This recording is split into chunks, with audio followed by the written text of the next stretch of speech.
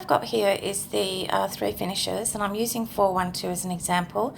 So what I've got is the black anodized, the silver clear anodized aluminium, and the sovereign gold anodized.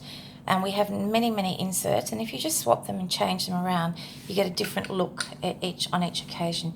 This one here is a P5 slip rating, and it is 4 bar, and it's actually epoxy in that one. So now moving on to the aluminium, you get a completely different look. Then if you move it on to the gold, again, you're getting a different look.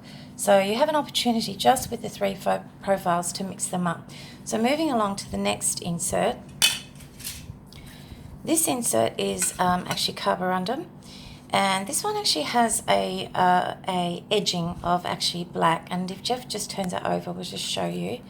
So it's actually on a black anodized backing, which gives it extra strength. Now in here it actually looks quite stylish because of the black perimeter. Finally we'll put it into the gold one.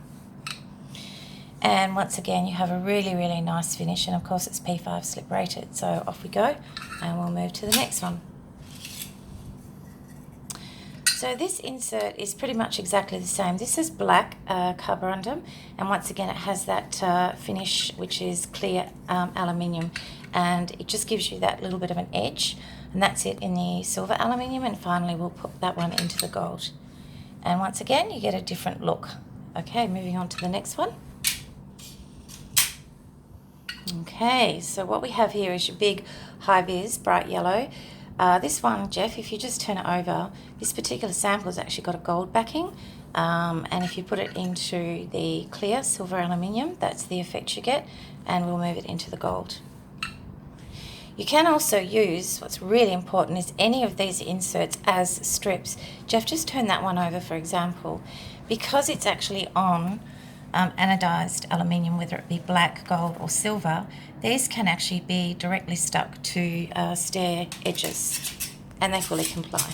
Moving along to the next one.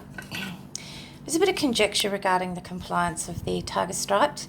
This one here is a 4 bar. This is actually epoxy as well, and that's the look that you get with the black. And we'll move it over to the silver, and then finally to the gold.